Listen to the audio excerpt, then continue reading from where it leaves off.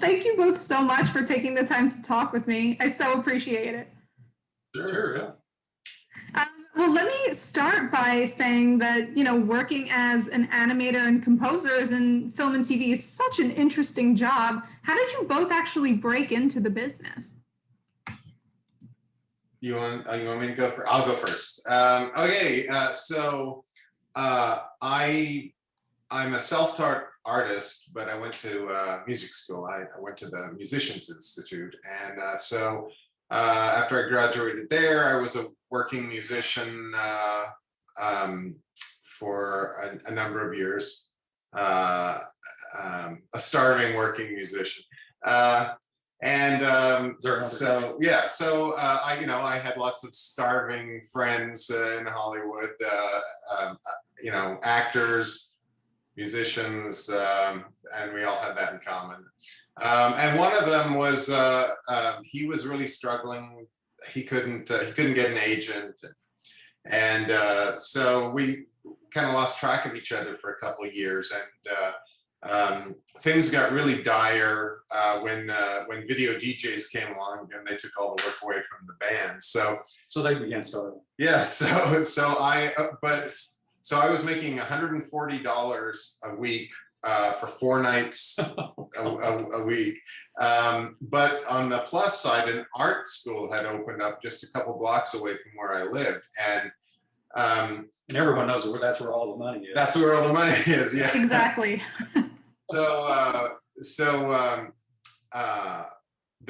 And just as it happened, the figure drawing instructor is a fellow named Glenn Vilpu, and he is like the figure drawing guru to the animation industry. So I'd been taking this class for 3 months, and one day I was in there a little early, and he was there a little early, and he was looking at my drawings, and he said, "Hey, you want to go get a job in animation?"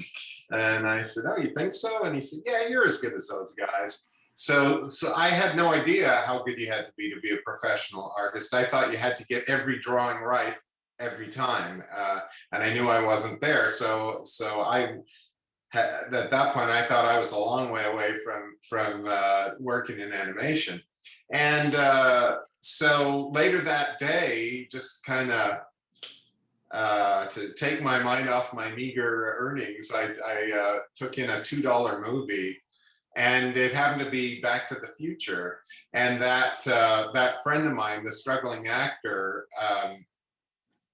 plays Biff in Back to the Future. So suddenly I was like filled with, wow, you set your mind to it, your dreams will come true, and so there was an ad on the bulletin board at the art school. So the very next day, I got the number off it, and I called up the studio and said, "Hey, I'd like to come in and take your assistant animation test." And the lady said, "Well, do you have any experience?" And I said, "No." And she said, "Well, then I hesitate to let you come in." But now I was full of confidence, and I said, "Oh, don't worry, I can draw." And so that was enough to get, "Okay, come on in." So I went in. I didn't even know enough to put my drawings in a portfolio. It was just a bunch of odd shaped pieces of paper, not even neatly stacked together. It was just like a clump. Right. And I dropped them on her desk, and I went into the next room to do the assistant animation test. And when I was done, she handed me my clump of drawings and said, "This guy's going to take you over to the head of layout." And so he looked at my drawings, and then he said, "I want you to go talk to the person in charge of character design." And so we went over and talked to her, and then she said, "Do you have time to do a character design test?" And I said, "Sure." So they told me what a character design test was, so I did that, and everyone seemed really excited, and I was like, buzzing, thinking, "Oh, I'm gonna get a job, I'm gonna get a job." And then a week went by, and I thought, "Am I missing something here?" Another week went by, and then at the end of the second week, I got a call, and they said, "Which job do you want?" And I said, "Well, which one pays the most?" And they said character design, so I'll take that one. So that's how I got started. Good choice. Yeah. And then as far as doing music for cartoons, I had a friend who was he aspired to score films and cartoons, and he knew that I was a songwriter, and I was doing character designs for the Beethoven animated cartoon, and the producer on that was actually a piano student of my friend, the composer. So he called me up and said, "Hey, do you think I should submit some cues on spec for Beethoven?" And I didn't know what he was driving at. I said, "Yeah, well, that can't hurt." And like 15 seconds later, he calls me back. "Hey, do you think I should like submit a TV theme on spec?" And still didn't know what he was driving at. And again, I said, "Well, can't hurt." And then he calls me up 15 seconds later. Will you write it with me? So the way it worked out, I ended up writing the song, and he arranged it, and we just submitted it on spec to the producers. Ivan Reitman and Michael Gross, I think, were the executive producers, and a bunch of composers had submitted the songs, and they picked that one, and so he got the underscoring gig based on the song, and that's how I got started. So for the first while, I just when I would get a job, a drawing job on something, I would submit a TV or a theme song, and so I was on The Mask.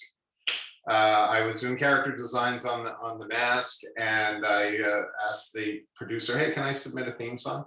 And they picked it, and then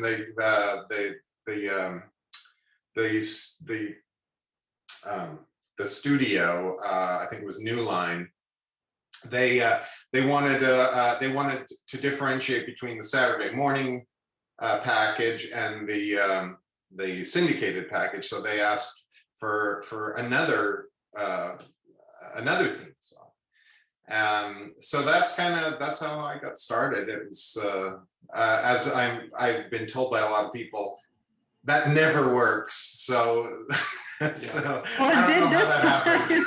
Just like lightning struck in. So don't imagine that that's how it works. Yeah, usually that's like, no. You stick with what you do. You know, we've got people over here, right? Yeah. So yeah. So that's my story. Mine's real short. Yeah. As far as writing songs for animation, I got my start when Keith called me and said, "Hey, do you want to write songs for Tom and Jerry?" But I had done, some pictures on the. I had done scoring for my first 2 feature films were animated films, so that was kind of, I guess, in my blood. So that was I've always loved animation, so that I think that background helped some. But Keith and I met and started working together partly because of this. He had heard this songs I'd written for the never-ending musical I've been working on since 2000. Clickety clack. That's what I. But right. Yeah. So he'd heard some of that I had actually, and I didn't start writing lyrics even until then because everyone else had fallen away from the project pretty much. So to keep it going, I said, well, maybe I should try writing lyrics. So I kind of got into it that way, and then so I felt like I wasn't so green, when this opportunity with Keith came along. So. Well, you'd played me a bunch of score that you had right, done, and they just blew me away. And then like sort of as an afterthought, "Oh, I'm working on this musical. Would you like to hear some songs?" "Yes, I would. I would like to hear some songs." And you said, "Couldn't hurt." Couldn't hurt. That's so great. I mean, so tell me what the process was like of working on Tom and Jerry in New York. Where do you start? What's the storyboarding process like? Yeah, well, they had offered me the job a year before, and I turned it down. I was working on a movie, and when I was younger, I would have gladly leapt at doing, you know, multiple things at the same time. And in fact, I had done I had written all the songs for a VeggieTale movie while I was working on Hotel Transylvania. So I drew all day, and then I wrote songs all night. But you gave up speed. Yeah, I did. Later in life, right? So they that the head of story, or the story supervisor on Tom and Jerry, called me up again and said, I know this is a long shot, and you already said no, but I'm going to ask you again because they really want to do some musical Tom and Jerry's. Well, now I worked on a few things with Greg, and it just worked so well. We had so much fun working together, and I'd collaborated with a few people over the years, but nothing that ever just went so smoothly that it always felt like we're just thinking the same thing. And so the process was, I would submit premises for cartoons, and then the story supervisor, he would go through those and say, we already did one that's kind of like that. I happen to know that they will never do a cartoon like that one. And so he would throw out the ones that he knew they wouldn't go for. And then whatever was left over would get submitted to the Warner executives. And then they would say, yeah, okay, well, we like that one and we like that one. So then based on that, I would write an outline for the cartoon, because these songs, or because these cartoons were essentially like it's a song. Now the first one we did has some score up front, but it's still the whole premise of it is that it's an excuse to be musical.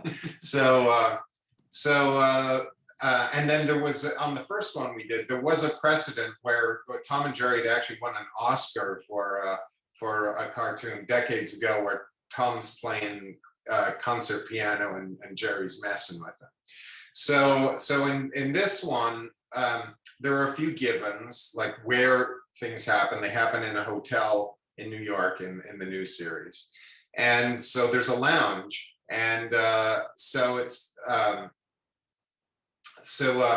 so I knew basically what the story would concern. Tom having a reverie about the cat that he's got a crush on, Toots, and so there's lounge singers over there and a pianist, and then he's in his basket over here, just kind of mooning over Toots's photo, and then he like drifts into this fantasy where she's singing, he's accompanying her on the piano, but then Butch, who's Tom's foil, he's this other kind of shady cat, like another piano appears, and now it's dueling pianos, like the Fabulous Baker Boys. And so then I was afraid that Warner's, they would shy away from letting us try to write what could really be an authentic Torch song, circa 1945 or something like that.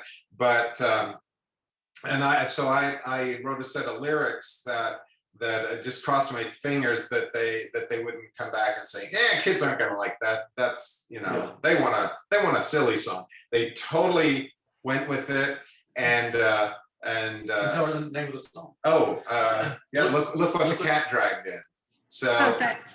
Yeah, so it had to be a song where that it, like, it's a totally believable Torch song, but with enough double entendres that make it cat appropriate. This was the first one, so I had no idea. I knew that I had 3.5 weeks from the time I submitted the premise to hand in a finished cartoon. And he's storyboarding the whole thing too. So I just, you know, I had total faith in Greg after working with him on a bunch of things now. So I just said, here, write the music, and it was perfect. It was just perfect. It just totally captured the mood, and so I had started drawing the opening, which needs score. So I hand him the drawings that I've come up with. Did I put on a timeline? I think you did. Okay. Yeah. So now the drawings are timed out, so Greg can see exactly how you know, where all the beats are, you know, all the action is hitting. You want to talk a little bit about how you scored that? Yeah, well, I just kind of went for the Carl Stalling thing. You know, I thought that was a safe place to be, and yeah, just did, you know, like I do when I do the other cartoons I've done, just, you know, accentuating the action. But I tried to make it a little bit more. But I stayed in sort of the jazz rhythm section thing, gave it some energy. But I mean, it's easy when you have the drawing, you know, what's happening. It's kind of you know, it's kind of obvious to me what needs to happen. But then it was just, and then just sort of when it dissolved into the fantasy, that became the piano intro to the short song, and then it just, you know, kind of went from right.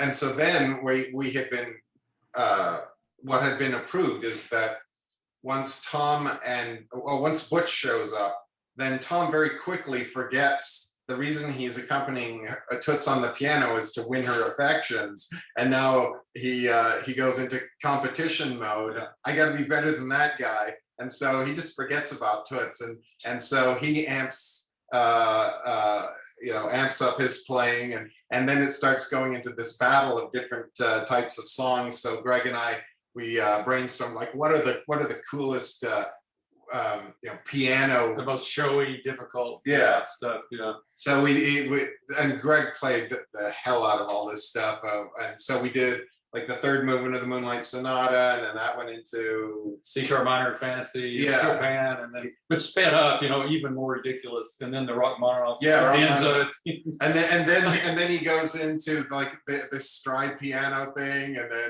then Tom comes back with another style, and then it just keeps on escalating, and now their stages are like each time they like take it to a new level, their piano like literally goes up higher, and so now like they're heading skyward, and they burst through the ceiling of the hotel, and then Butch just like pulls out all the stops, he sprouts extra arms, and he just plays this crazy thing, and it blasts him off to the moon, and then Tom comes back down and he gets the girl.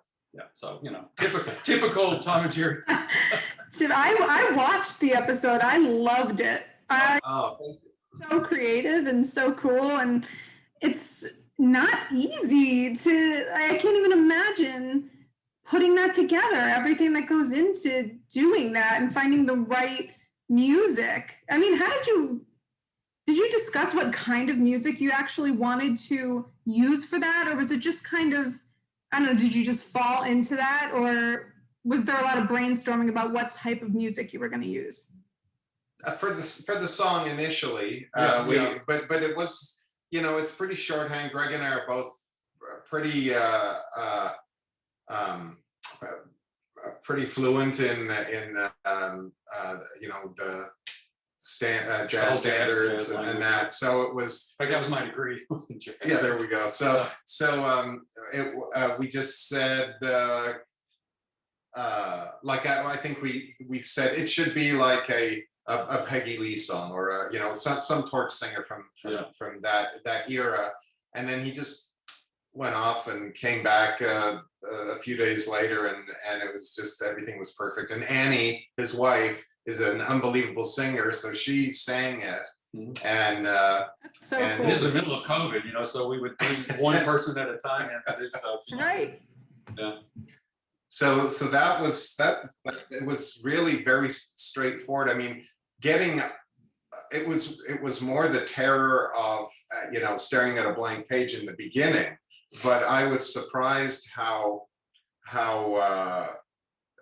everything we got everything done. It was And then not only that, but with each subsequent one, now that I knew how ambitious to be, I realized that I could be even more ambitious on what the storyboards could be like. And so I would say each subsequent cartoon got better and better as you know, the terror ebbed and the confidence started to peak. Because when we turned that first one in, there was a period of a week or two where we thought, well, they might just come back and say, no, this is like not this is all wrong or whatever. But what we heard back through the producer was that the Warner executive looked at it and he asked to see it again, and then said, these are exactly what these cartoons need to be. So that was a huge sigh of relief.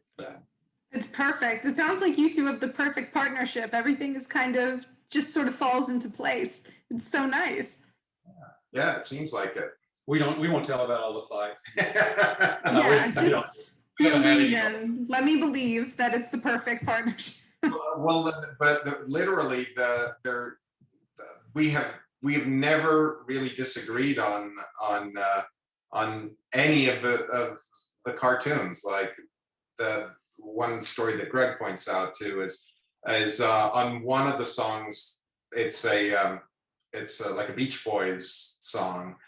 And so he did an organ solo in it, and I said, I think you got a better one in you. And I didn't think I did, but he did, and the one he did for it is just incredible.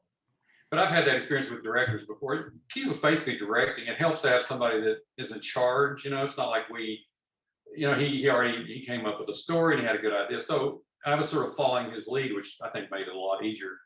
But I never had anything like, oh God, I can't believe he likes that. But he's in charge, so so none of that happened. So yeah, so it was pretty fluent, pretty effortless. Other than the fact it was all challenging stuff.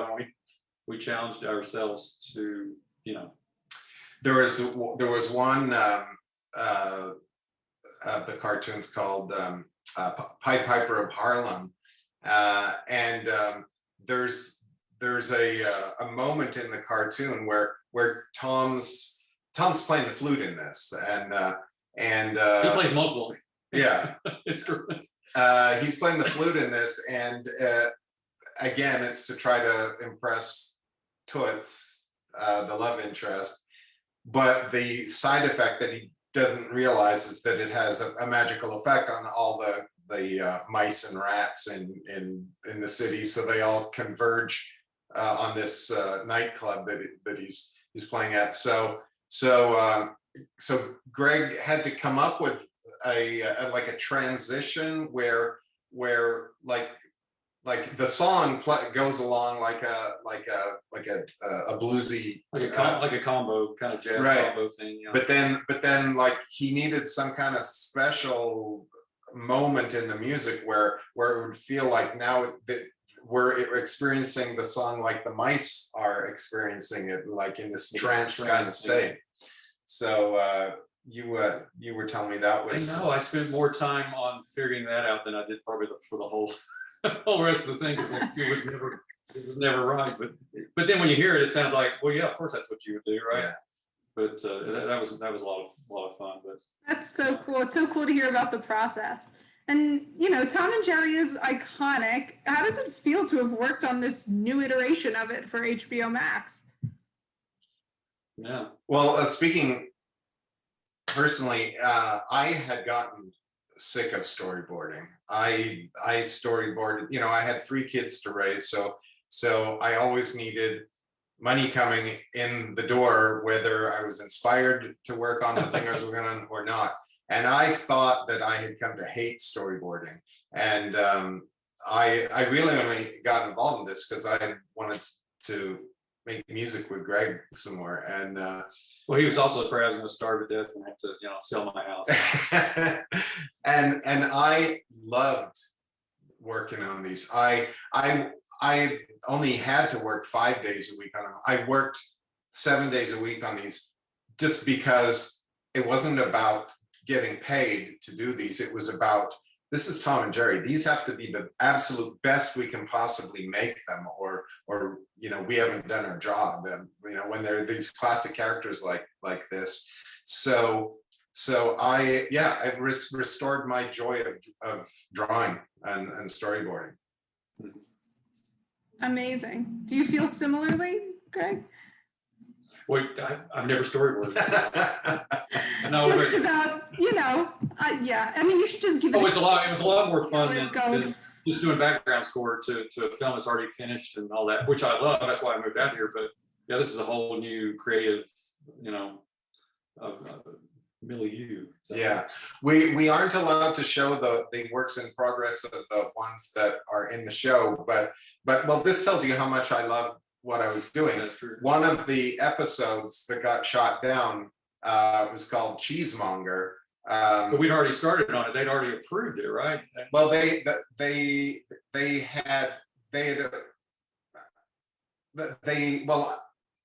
didn't approve it to the point where I got paid for it, which is why I was able to just go ahead and make it. Because if they paid me for it, then I wouldn't have been able to make it anyway. But we went ahead and completed it just because we thought it was an amazing idea. So and we'd already started on I think you'd already written all the lyrics and yeah. I'd already started a little bit on the arrangement. That shows how much you love it.